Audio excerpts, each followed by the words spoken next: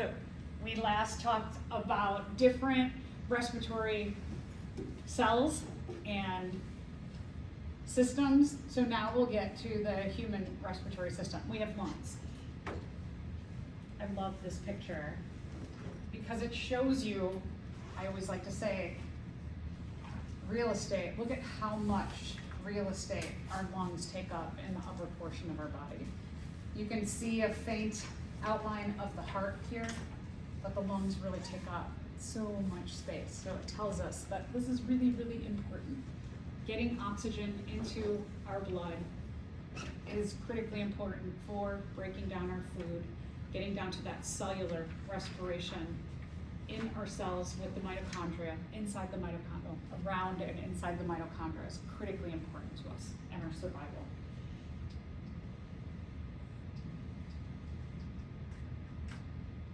Oh, gosh, I'm going so fast. This is, okay, I'm trying to figure it out. All right, so when you inhale, exhale, I'm going the wrong way. When you inhale, air gets taken in through your nose, maybe if you open your mouth, and it goes to the back of your mouth or past, in your nose, it kind of surpasses that, and it hits your pharynx. So mouth and nose to pharynx, that's the back part of your throat, near where the epiglottis starts. Goes past your larynx, which is your voice box. You can kind of feel it if you put your fingers here. You can feel it moving when you're talking. And then it goes down your trachea.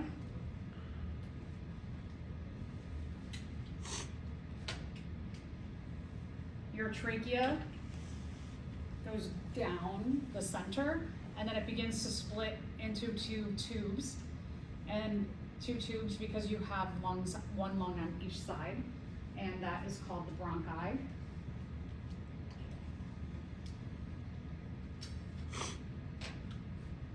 And then your bronchi are going to split into smaller tubes called the bronchioles. And your bronchioles split until they reach these teeny tiny little air sacs called the alveoli. You have millions of alveoli in your lungs.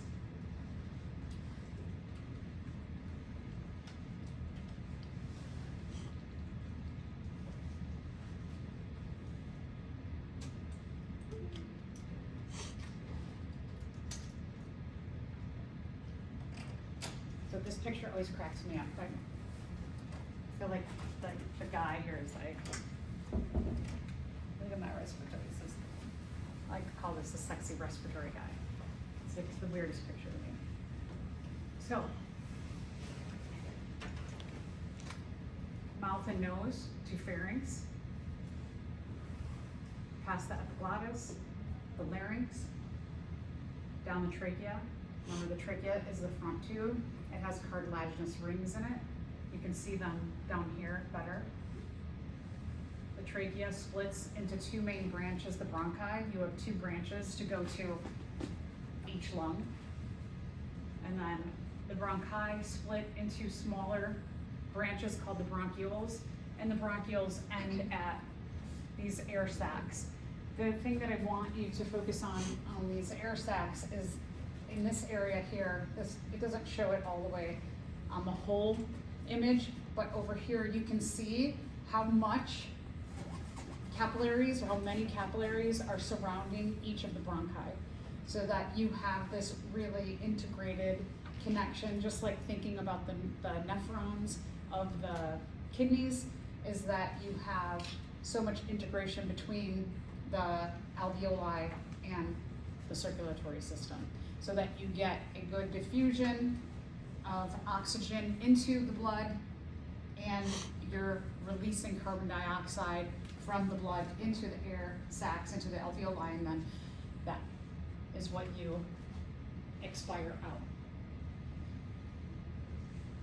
So a little bit about gas exchange. When we're taking a look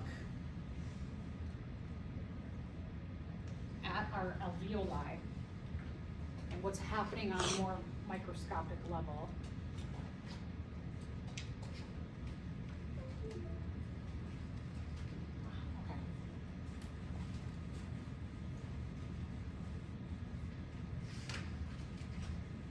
just like what I was saying before,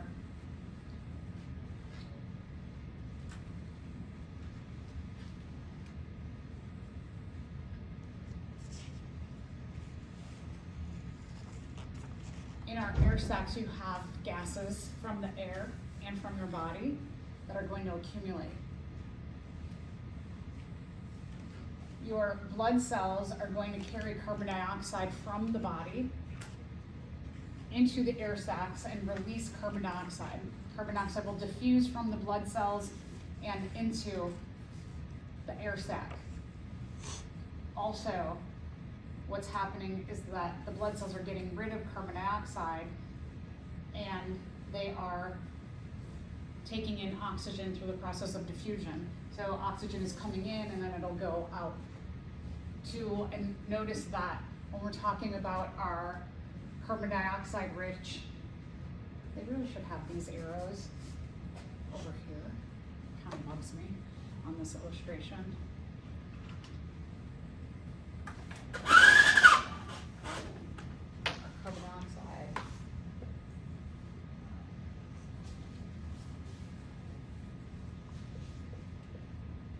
From your pulmonary artery, the blood cells are coming through and around the air sac, the capillary around, and they're releasing carbon dioxide from the body.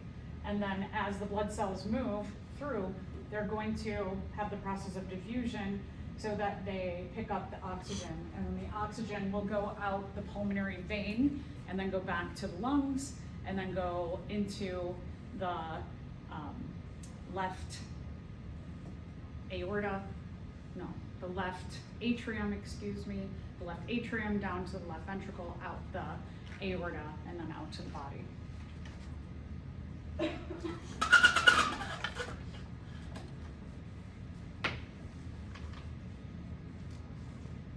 Okay, there's a lot here. We'll look at the illustration and talk more about it. We have this important system called the bicarbonate buffer system. And what happens is that your carbon dioxide, because it is so critical to get carbon dioxide out of our body, carbon dioxide has a number of options through which it travels in the blood. So one is it's dissolved in the plasma. And this is what most people just refer to in terms of the carbon dioxide flowing through the blood, is that, oh, it's in the plasma, but it's not only in the plasma. The other thing is that it can also bind to hemoglobin. So where oxygen can bind to hemoglobin on the way out to the cells, on the way back from the cells to the heart and then out the lungs, some carbon dioxide can also bind to hemoglobin. And some of it is also carried, the carbon dioxide goes through a chemical change where it becomes bicarbonate. This makes up about 85%. So we have all of these options. So we'll take a look. All right, so here's one question, and then we'll look at the illustrations that you have there. Look at the illustration below. Well, we are looking at your illustrations. Which of the following transport mechanisms in the blood is shared by carbon dioxide and oxygen? D. So remember, shared by carbon dioxide and oxygen. We just said that carbon dioxide can travel in 3 different ways, but which one is shared by oxygen? Right, so you said D, right? Okay, so yeah, it's true that it is dissolved in the plasma, but that doesn't answer the question. So this is one of those really kind of tricky questions where you have to think, what is the question asking? It's not asking the mechanisms of transportation of carbon dioxide, it's asking what is shared by oxygen, which the one way that is shared by oxygen and the travel of carbon dioxide out the body is on the hemoglobin. Carbon dioxide can also travel as in the plasma, being dissolved in the plasma, or transported as sodium bicarbonate ions. We don't even talk about this. It's just a throwaway answer. So while these tell you, this is how, all 3 of these, A, B, and D, tell you how carbon dioxide is or travels through the blood, this one answers the question. So here in your illustration that you were looking at below, you can see that it is highlighting in this illustration here that oxygen is carried on the hemoglobin and then diffuses into our cells. And the next illustration shows you all of the different ways that carbon dioxide travels. So one is that carbon dioxide can travel on the hemoglobin itself. The other thing is that you have the conversion of water and carbon dioxide into sodium bicarbonate. And then the third way is that you have carbon dioxide that will up here travel in the plasma. So 1, 2, and 3 are the different ways that carbon dioxide travels in the blood. Remember, 3 is the one that makes up about 85% of the way that carbon dioxide travels. So if I asked you a question, which of these 3 carries carbon dioxide in the greatest quantity in the blood, it would be 3. Anybody have any questions?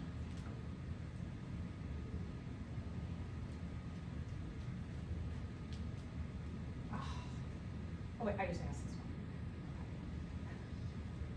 All right, let's ask this one.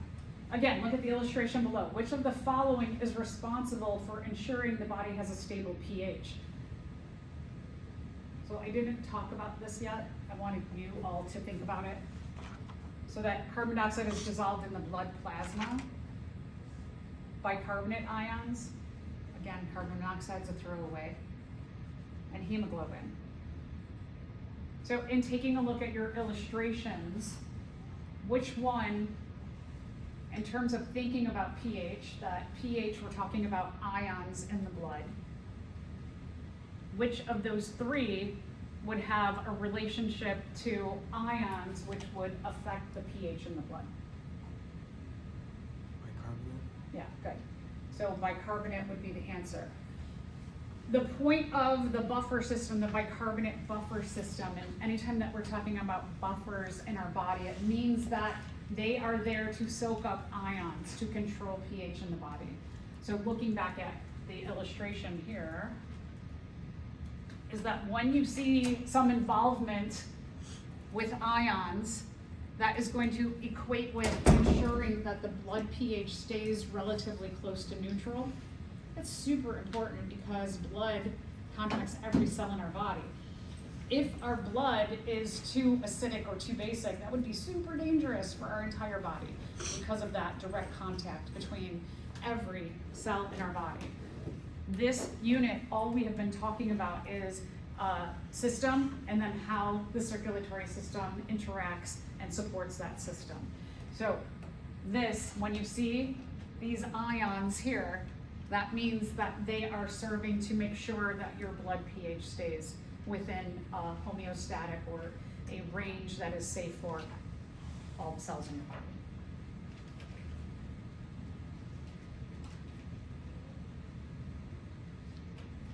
All right, now let's talk about carbon dioxide. We haven't talked about this yet, so let's talk about it. Carbon monoxide, mono means 1. Carbon dioxide, CO2, right? It's dioxide for CO2, that's 2 oxygens. But here, monoxide, carbon, a carbon, and 1 oxygen, monoxide, mono means 1. So you have 1 carbon, 1 oxygen.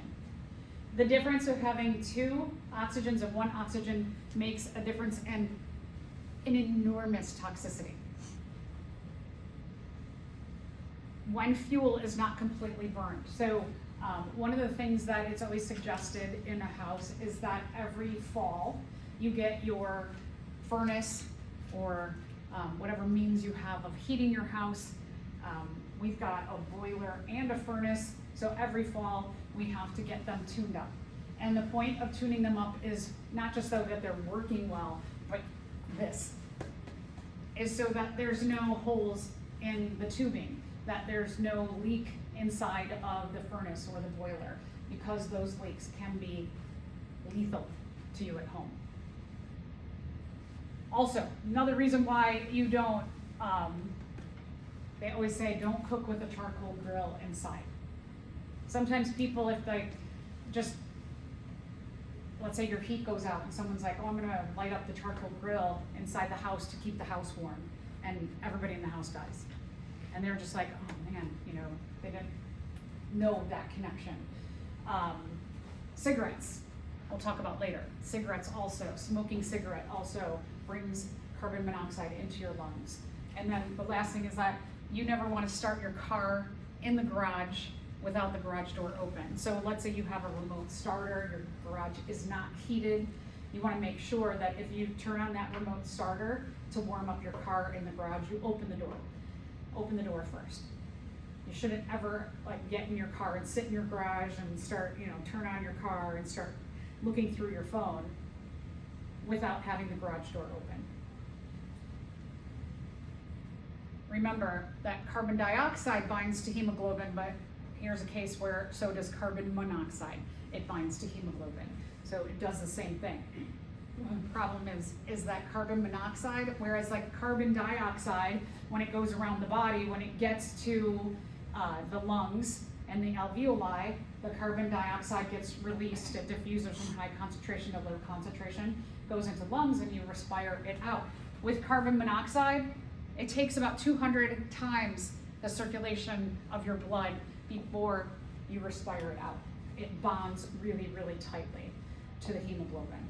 So now think about too, is that if it's taking 200 times for every carbon monoxide to leave a hemoglobin, they are holding onto and taking the place of oxygen and carbon dioxide on each of those hemoglobins. And the more exposure you have to carbon monoxide, the more and more of those get taken up by carbon monoxide.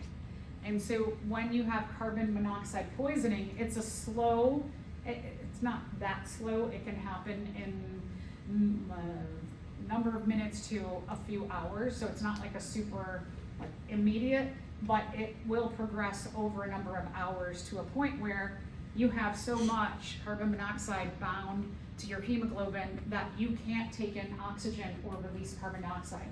You get a backup of carbon dioxide in your cells and you get no oxygen into your body. So several hours, it can stay there bound on your hemoglobin.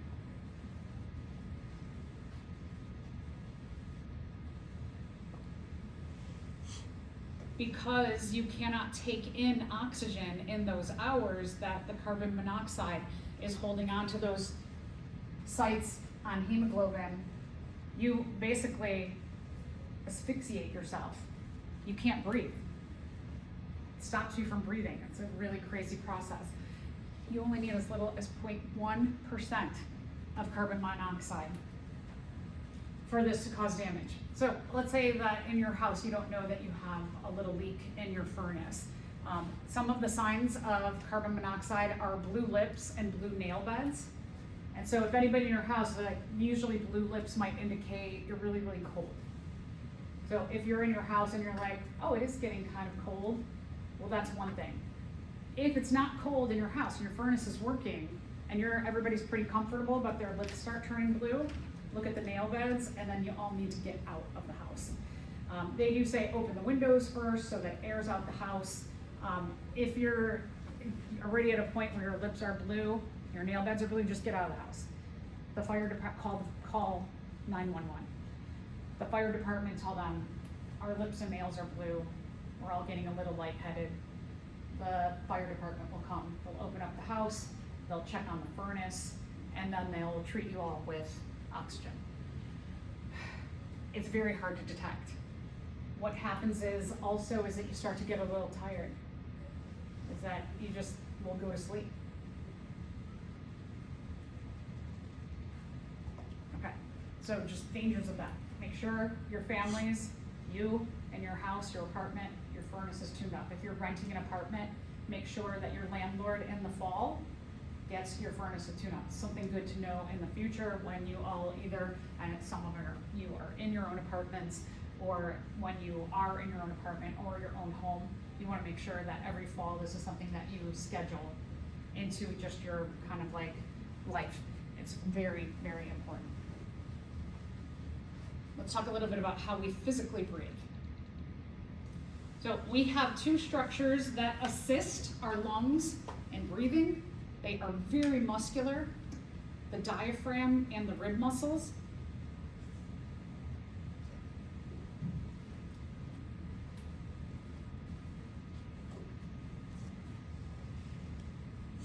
When you're talking about eating meat, when you're thinking about the meat of other animals, the meat that you're eating is muscle. So our ribs, we have a ton of muscle between the bones. So you've got the bones, and then in between or around each of the bones, you have muscle. So like eating ribs, for example, you're eating either pork ribs, you're eating cow muscle that's around their rib bones, or you're eating beef muscle. And so the muscles of the ribs are going to help to push on your lungs or open up your lungs. You can feel that. If you put your hands on your ribs and take a big deep breath, you can feel the expansion of those muscles, and you can feel your whole rib cage get bigger. When you inhale, they go out. When you exhale, they come in. And the act of coming out allows more oxygen to come into your lungs. And when you exhale, it pushes on your lungs, and it actually pushes out the air that's within the carbon dioxide within your alveoli in your lungs. The diaphragm, if you remember the diaphragm, when we dissected the pigs, you cut along the edges so that we could open up that flap and see the lower body cavity and the upper body cavity. The diaphragm, which goes like this underneath your lungs, it does two things. One is it separates the top and bottom cavities of the body so that if something happens in your digestive system, let's say you get a hernia. A hernia is when a little piece of area anywhere in your body opens up a little bit and something else gets stuck through there and can get strangulated. So if in your diaphragm you get a little bit of like an opening in your diaphragm, some of your intestine can get stuck in there and you'll get a really sharp pain. Anytime you get a really, really sharp pain, just go to the emergency room. So if you get a hernia, that's what happens. The diaphragm mostly is really, you saw it's a thick layer of muscle so that it really makes a good separation. Sometimes, things in our body fail us. The diaphragm, that muscle, when you're breathing, it contracts and it moves down. So it is connected by a lot of that connective tissue. If you remember some of that, it almost looked like spider webby, like thick spider webs inside of the body. That keeps all of your organs and tissues in place. It also assists with holding on from one organ or structure to the next. So the diaphragm, it has a lot of connective tissue here that holds onto the lungs. So when you inhale, your diaphragm will contract and pull down on the lungs. And so what's happening between the diaphragm and the ribs is that what you're doing is that diaphragm is moving down and the rib muscles are pulling out. So it's allowing this upper part, the lungs, to really open up as big as they can, both this way and this way. And, well, I said this way and this way, right? Okay, so when you inhale, you are actively drawing in. It says the lungs are tied to the wall of the pleural cavity, so they're tied here with connective tissue to your ribs, and then also to the diaphragm down below. When you exhale, air is passively pushed out. The diaphragm relaxes. This is the way muscles work in our body. They contract and then they relax. They have these two opposing actions. So the diaphragm and the rib muscles relax, which means that they're slowly going back into place. So diaphragm is pushing up and the rib muscles are pushing onto the lungs.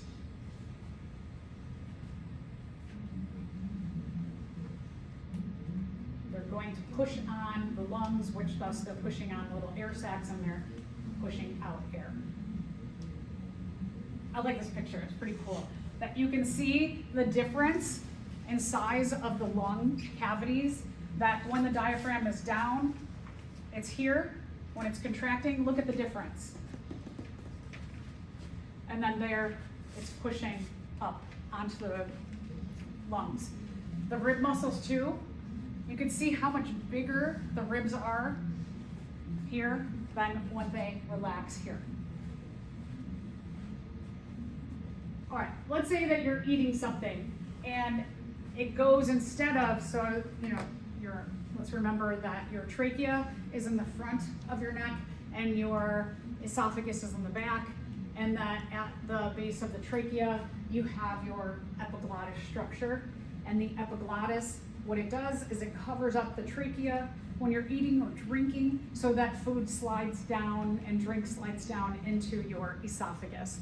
Sometimes, I'm sure it's happened to everybody, where you take a drink of something and then you immediately start coughing.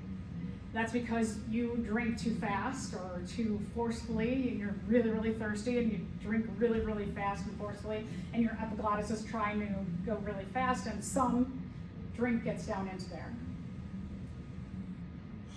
Now, let's say you're eating, and when you're eating, you just happen to put food in your mouth, you have a big chunk of, let's say, broccoli, and for some reason you breathe in, maybe you're having like a dinner, and you start to laugh, and you're like, and you breathe in really quick, and that piece of broccoli is in your mouth, and your epiglottis goes like this, but it gets stuck. The piece of broccoli gets stuck at the top of your trachea, and you can't breathe because it's a big piece of broccoli. So what you can do is the Heimlich maneuver. The Heimlich maneuver, this helps when your epiglottis reflex, I don't know if I want to say it, fails, because it's more like circumstantial, that it's trying to do its job, and like I said, maybe you have a big piece of broccoli in your mouth and everybody at the family table is laughing together, and you're like, and then it gets stuck. So, Heimlich maneuver, there's, the way that you do it is you take your arms, if you're with another person, you take your arms, you put them around from the back. So if these are someone else's arms around me, you make a fist, and you put your other hand on top, and then you want to put your thumb inside, and kind of this thing that sticks out here, you want to make a really tight fist, so you've got a point on your thumb, you hold the other hand, and then you forcefully, at their belly button, you force upward. It's like you're kind of hugging and lifting them at the same time. But this is kind of the important thing too, is to have this point here, so you're really like forcing up, just above the belly button. What that should do is force the diaphragm upward, and hopefully the diaphragm going upward will contract enough of the lungs that enough air gets forced out quickly. If it doesn't work the first time, you keep doing it until that person has the whatever's lodged in their throat comes out. Now, let's say you're home alone. If you're home alone, you want to go to something that's about the height of your belly button. So like, I don't know, we don't have a lot of probably tables. Maybe you have like a bar or an island in your kitchen, and you want to just start like forcing your body against it, right at where the diaphragm is, right at your belly button. Let's say you only have a table, then you want to start going like this. You want to really force at that point. So you can do this to yourself. You want to do it quickly. It's not as hard as you think. Anybody had to do this on someone else? Sorry. I had when I was in graduate school, I was out with a bunch of classmates. A major professor started choking on a bay leaf, and I jumped across the table. I was on the other side, knocked over like all the dishes, stood on the bench that he was sitting on, and started doing the Heimlich, and they were all like, "What is going on? Like, this is crazy." But I got that bay leaf out. But so sometimes like instincts will just kick in. Like once you know this, if it ever happens in your world, you'll just like, now I know, and you'll do it. So it can be kind of crazy. For babies, it's different. I used to work in a restaurant. There's another time that a baby was choking. And so babies, you don't do the typical Heimlich, because they're kind of like loose and slippery babies. So you actually put them with their head in your hand, like this. You flip them over so they're face down, and you do it on their back. So just to know. All right, so I think the last thing we're going to talk about maybe is smoking. Smoking, now this includes traditional cigarettes. Vaping is a little bit different mechanism. Vaping has its own other set of health concerns that are really, really bad in totally different ways. And then like if you hookah is included in this kind of smoking stuff. So smoking. Smoking can cause lung cancer, emphysema, bronchitis, heart disease, stroke, and can affect your immune system. Smoking, because of the toxins that are brought into your body, can also be the cause of other forms of cancer that are not lung related.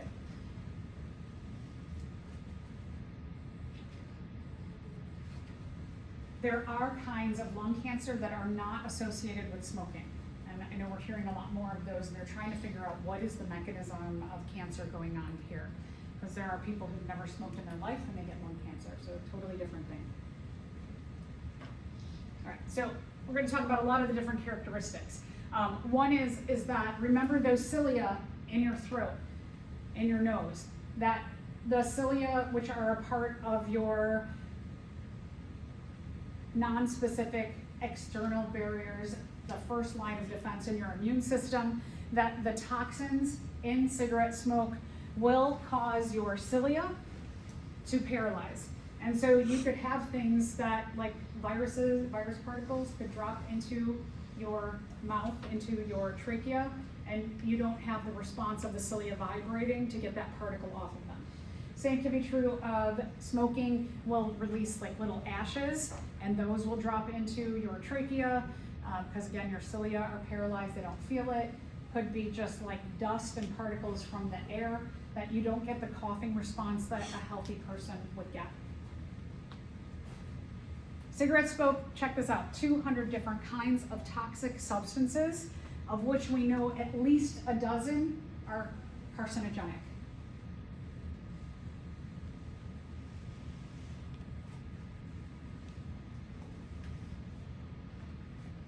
So here we can also see toxic substances and carcinogens. There's a lot of really bad stuff that's coming into your body.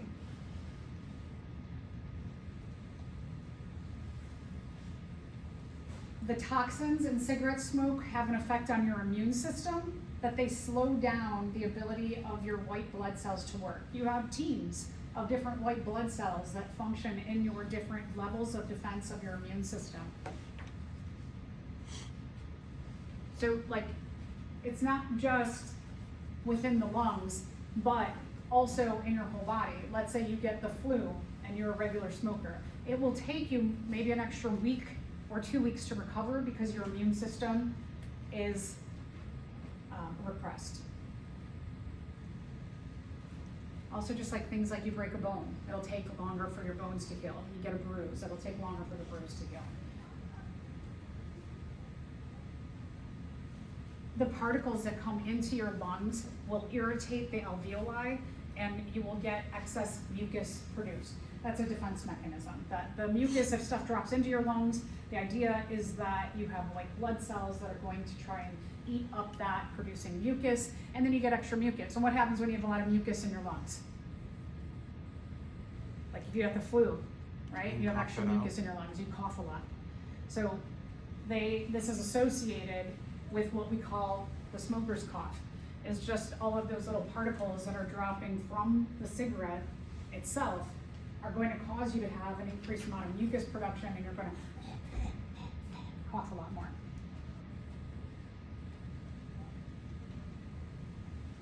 These particles, over time, can cause the tissue of the lungs to turn black. That the alveoli will go from a nice, healthy, pinkish color to black. So after someone has passed on, they will look at, like, let's say we have this really cool, if you didn't know, we have a world-class cadaver dissection lab upstairs. It's, we have it in here. The class takes place on Fridays. There's a first 8 weeks and a second 8 weeks. So I know a lot of you are going into different medical fields. Even if you go away to college and you have Friday free, you could always come back and take these dissection classes, cadaver dissection. They're really great, really cool thing, just so you know. When they get cadaver in there, they'll look at the lungs and see what color the lungs are. And you can tell distinctly, and I'll show you a picture at the end, the difference between healthy lungs and smokers' lungs. They are black. As I mentioned before, that you can have infections that happen, the white blood cells slow down in the lungs, and what that can cause is that increased amount of mucus. It can lead to bronchitis. Bronchitis is like irritation of the lungs. I used to run a lot in the winter. I used to run every day. And when the winter came, when the air was a lot colder, it's a lot harsher on your lungs. And I would every winter, because of that irritation of that really cold air, I would develop bronchitis. So bronchitis is like irritation of the alveoli in the lungs for some reason. It could be really, really cold air all the time. It could be really, really dry air. If you live in a super dry area of the world, it could be smoke. Bronchitis, that irritation causes you to cough a lot more. It can also cause, eventually, and especially if we're talking about like severe bronchitis, emphysema, where your alveoli start to rupture. So I know when I started to develop bronchitis, I needed to pull back on my running outside, but I didn't want to develop it to the point where I'm rupturing alveoli. Somebody who just keeps smoking will develop emphysema, that the alveoli will actually rupture, and it's going to make it a lot harder to take in oxygen and release carbon dioxide. So that affects your metabolism as well. As I mentioned before, carbon monoxide is a part of cigarette smoke. So when a person smokes, that carbon monoxide for hours is taking up some of the binding sites on their hemoglobin with carbon monoxide. So if you have emphysema, you have, your alveoli rupturing, and then your red blood cells from the carbon monoxide, you're getting like all these issues compacting that are slowing down your metabolism, slowing down your ability to do cellular respiration because you're not getting as much oxygen. Here's a weird one. Smoking also promotes atherosclerosis. Go back to the immune system. One of the things your immune system will do when you start to have clogged arteries, your immune system will try and take care of that as much as it can. Eventually, over time, it compounds. So here, because you have a slower immune system, you don't have the ability of your white blood cells to protect your formation of plaque in your arteries as well. Smokers are 70% more likely to die of heart disease than someone who doesn't smoke. Immune system also slows down, like I said. Anything that you hurt in your body, it's not just when you're sick, but it could be like a broken bone. Any kind of infection will be slower. People who smoke, it has an effect on your skin. They'll get a lot more wrinkles. They'll often look a lot older than they are. And smoking is associated also with reproductive issues.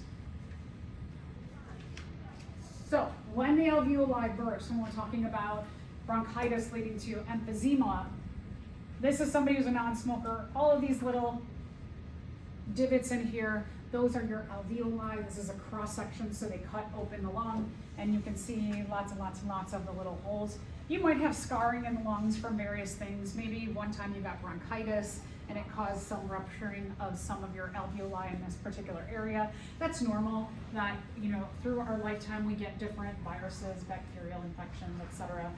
That you may get some of these little pockets just from infections that you have naturally. Somebody who's a smoker, they call it Swiss cheese lung. Look at how much of their alveoli have burst to a point where they get huge holes. Look at this. And then this is a healthy lung. I know it does have some It does have some black spots on it, but again, that's normal. Just from breathing in air, you get some toxins in the air, and that will cause a little tiny bit of blackening of your lungs, but this is a smoker's lung. That doesn't look very healthy, right? I think that's just to mention that when you quit smoking, immediately just the choice of like, I'm gonna quit smoking today, it has very progressive benefits, of course. I just checked this the other day, I don't know why.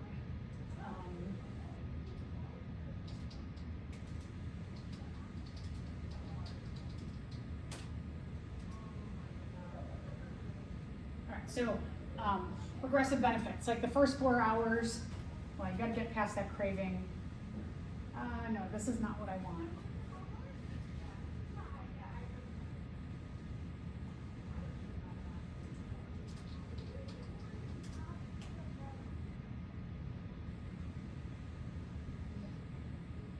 Okay, this is what I want.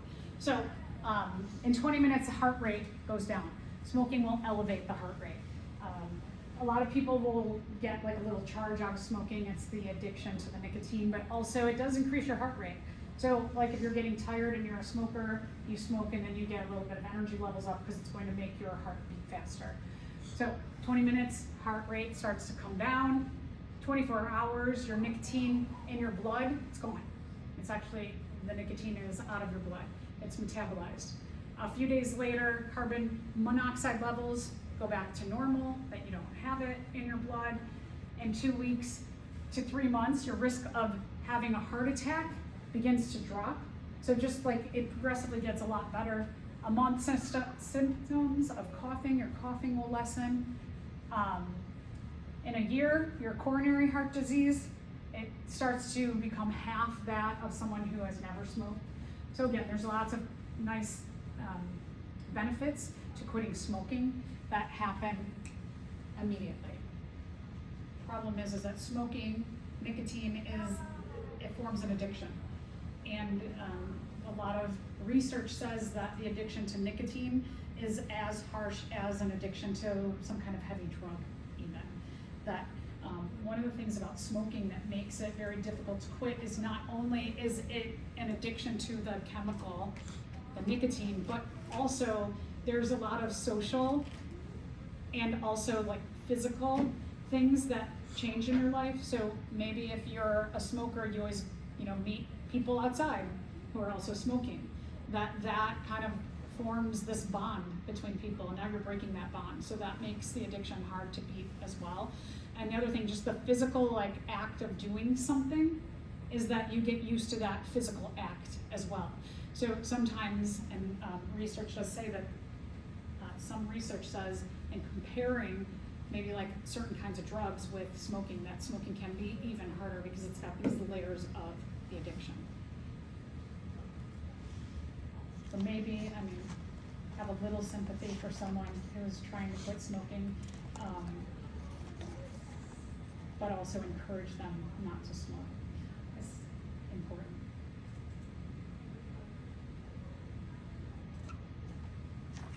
Let's see, we got 20 minutes. We'll get into the nervous system. So this is a nice bridge into from smoking, the addiction of that, to talking about the nervous system. Ms. Jarofsky, we have the endocrine system next. Oh, do I not even have the nervous system? Did I eliminate nervous system? Let's see. I do. I need to skip it all.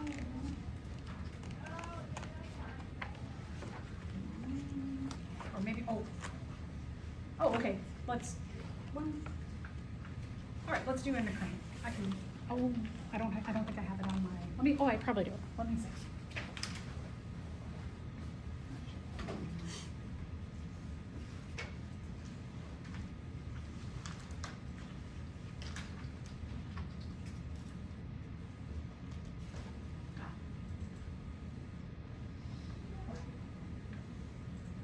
Let's do endocrine. Let's go learner.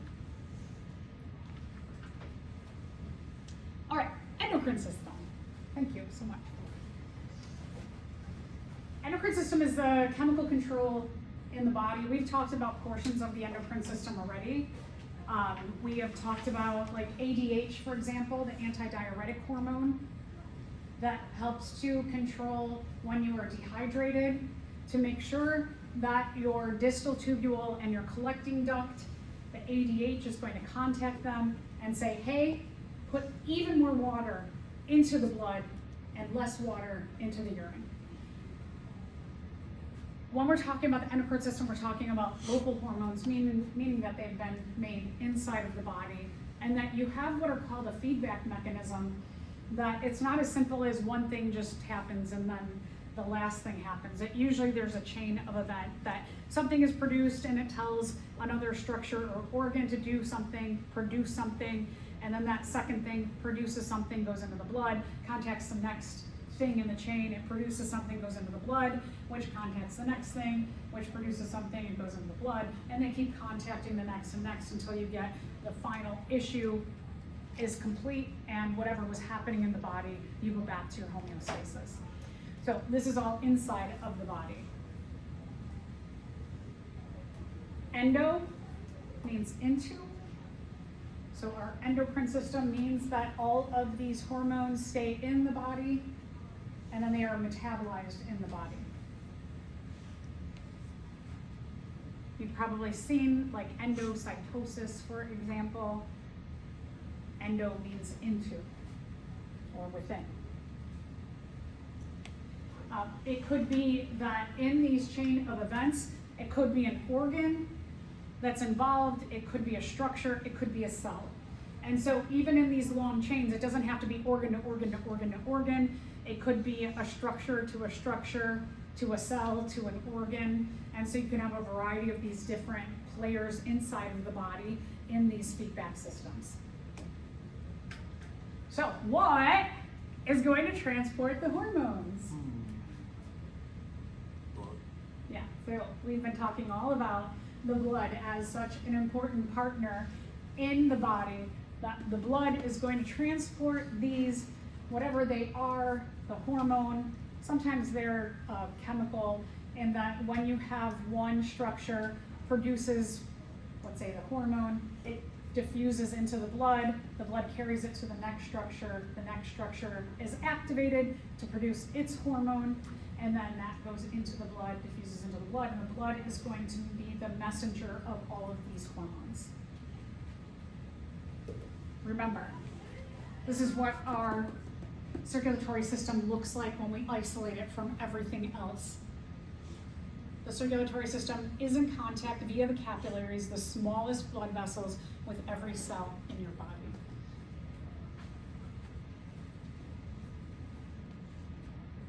Via the process of diffusion, because there are little spaces around the cells in the body, from our blood, whatever blood vessel we're talking about, goes from our blood, let's say it's a capillary, into a space in between, goes into the extracellular, or what we often call interstitial area, and then diffuses into the blood. So from the organ or structure, extracellular, interstitial area, into the blood. And then the blood will carry that to an extracellular, interstitial area, and then will diffuse from high concentration or low concentration into the next structure.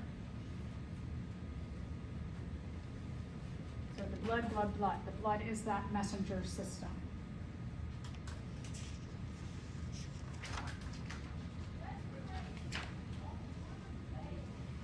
So hormones are messengers, messages. They tell a cell, an organ, or a structure, you're going to produce this, you're going to do this. Hormones are produced by often glands, but again, they can be produced by an organ, a tissue, a cell, a gland.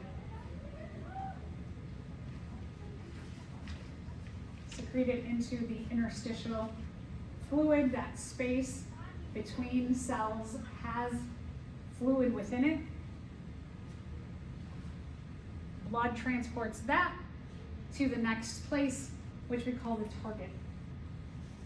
The target is going to respond to that chemical message, the hormone, by doing something. Often either resetting us to our homeostatic place that we need to get back to, or also could produce its own chemical message, produces its own hormone.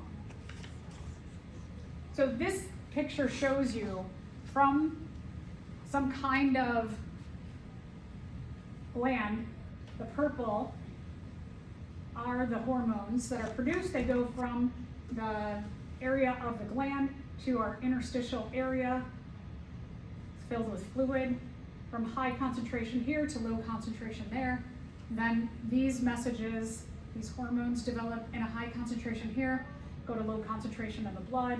And then this I want to point out is that one of the things about our body is that our body is incredibly organized, and one of the many, many, many ways that our body is organized is that each of these chemical messages, they are going to respond to a specific receptor cell. So just like when we were talking about MHCs, that each of us has a different MHC, or if we're looking at like our species marker, those little things on the surface of our cells, is that if we have ones that are shaped like a box shape, then they plug into our species marker that is also box shaped. And so when box shape fits box shape, we know, okay, this is our own species, this is okay. But if we have a box shaped one, and then you have a bacterial cell that gets into your body and they don't fit, then it makes the whole immune system start to work to make antibodies or T cell receptors and target that for destruction. So just like that idea of our receptors that we have for our MHCs or our species markers, every cell has different receptors for many different reasons. That's why our cells looking under the microscope look fuzzy, because we've got all kinds of different receptors. So this particular hormone, this round purple one, it flows through the body. And what is happening is that it can diffuse out of the blood at any given point. So let's say that by a neuron, this hormone diffuses from the blood, high concentration or low concentration, into this interstitial or extracellular area, and it is around a neuron, that it will go to all of the receptors on the neuron and see if it fits. Now, we're just showing one receptor on a neuron, but it's going to have thousands, if not millions, of different receptors for different reasons. But let's just say we're looking at one of them, and that this hormone doesn't fit with the square receptor. Doesn't fit. So it is not going to make this, even though it might try to get in here, it's not going to stimulate this neuron to do anything because they don't fit together. But if we're talking about a specific kind of muscle, that in this case, this muscle here has receptors that are round in shape, that this hormone, it does fit perfectly with this receptor. So it is going to stimulate this muscle, and when we're talking about muscles, we have so many different kinds of muscles in our body. Every different kind of muscle is going to have different receptors. This particular kind of muscle has this particular kind of receptor that is going to bond with this particular kind of hormone. So when these two come together, it's going to stimulate this muscle to do some action.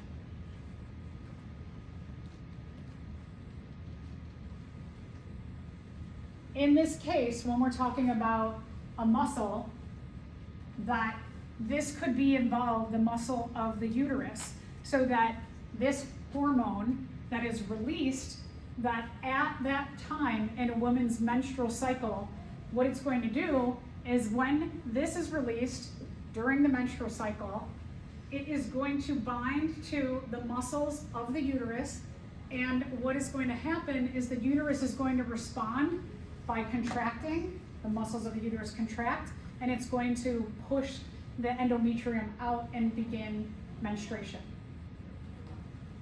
This same hormone that is responsible for beginning menstruation and binding to the muscle cell of the uterus, if we're talking about like your muscles in your arm, the muscles of the arm doesn't have the right receptor that when this hormone is released, it is not going to stimulate the muscle cells to contract. It only works with the muscle cells of the uterus. We have what's called an exocrine system, exo meaning exiting or leaving the body. These are going to be hormones and chemicals that are released from the body. So it could be in like menstruation, they're released. It could be in sweating.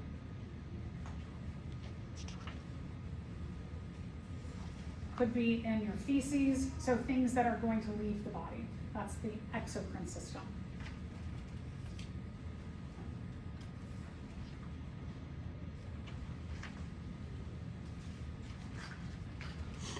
All right, some hormones. As I mentioned before, we talked about ADH. We'll talk about some of the hormones that are involved in growing. We talked a little bit about insulin, adrenaline. Adrenaline, like when you have an exam, your adrenaline starts to tick up. You feel like you have a lot more energy, maybe that nervous energy.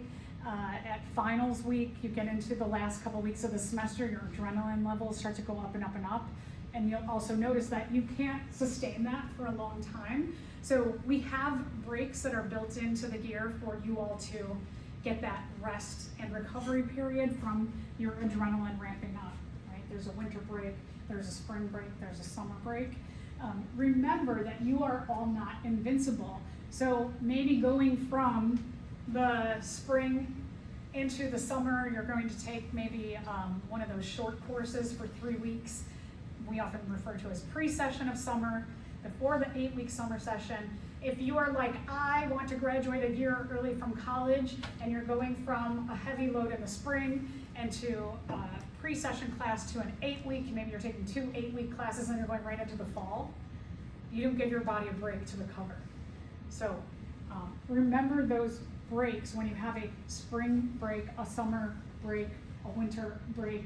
It is designed because we are humans and we need to recover from these periods when you get this like surges of adrenaline and you can't sustain that. Your body cannot sustain it. So give yourselves some breaks. Also, do not give yourself a break the week before finals, right? That's not the appropriate break time. So do build into your schedule some time for relaxation. It's really important. And in general, it's really important weekly to have those little things. We'll talk a lot about testosterone and estrogen as we go through this next couple chapters. Okay, so these are just some of the hormones that are released in our body and part of the endocrine and exocrine glands. This doesn't even cover everything, but these are some of the major ones that we talk about. So we can see, especially looking up here at the brain, not the largest part of the brain, but these little tiny parts of the brain right here, they do a lot. The hypothalamus often starts a lot of reactions in our body, and the hypothalamus releases something that stimulates the pituitary gland to do something. They are major. Those two pieces of your brain are major, major players in our endocrine and exocrine glands. We'll refer to them a lot. But look how small they are. They're just the teeniest little parts of our brain. All right, a little bit about hormone regulation. I mentioned this. They are called feedback mechanisms. When you get feedback from something, someone tells you something, and the whole point of feedback is so that you can process what that person is saying and make changes. And so feedback mechanisms mean that you have something that is going to release a hormone, and then it tells the next thing, it takes in that information, processes it, and it makes changes. It does something in response. And like I said, you have this to this to this to this to this to get us to an end point where we want to get back to homeostasis. We want to settle the body back to normal. The most common kind of feedback is negative feedback.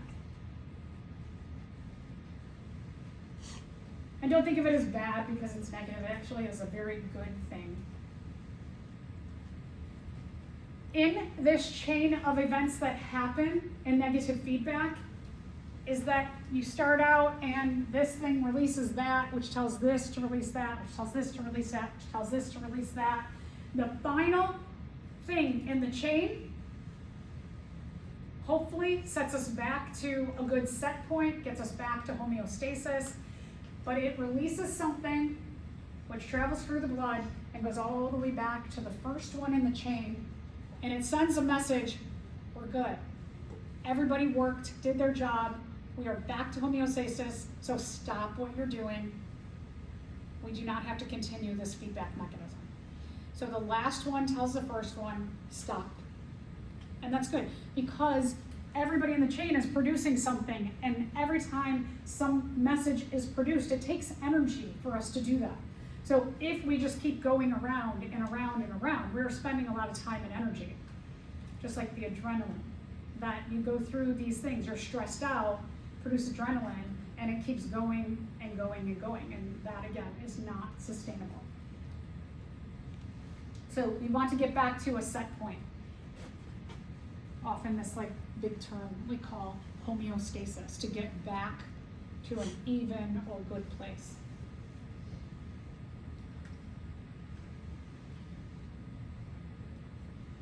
In some cases, we might get to the end of the chain, and whatever the goal is of that end one, it's not accomplished yet. So when we get to that, this is what we call, and just to mention, negative feedback, right, goes through the loop, this to this to this to this, last one tells the first one stop, goes around one time. So you make this circle once, and we're done. If you get to the last one, and the last one's like, we're not there yet, body, then the message goes to the first one and says, keep going. And when it tells the first one to keep going, that's what we call positive feedback.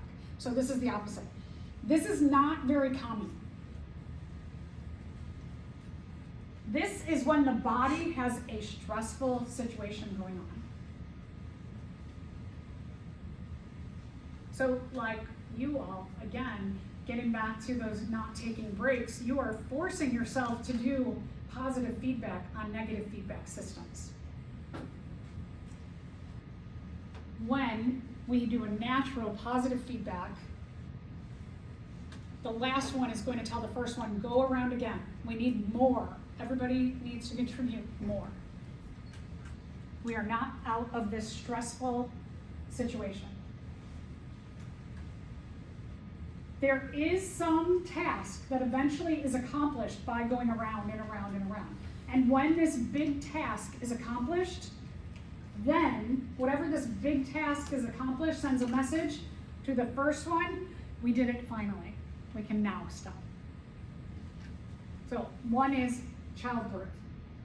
Is that during childbirth, which can go on for 12, 48 hours, that this loop is going and going and going and going for that long. And the message that finally happens is the baby is out of the body. So not very common. Usually something really big and stressful is happening in that body.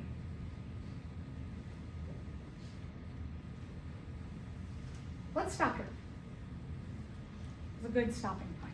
Okay, we'll get into disruption of the endocrine system when we come back. Okay, remember, let me put back, for those of you who maybe have sauntered in a little bit late, let me go back to the original slide. Nervous system is the last one. Yeah, I'll get to it. I should really put it after respiratory system. Now I know better. Okay, so if you, I encourage you all to take a picture of this, just so you have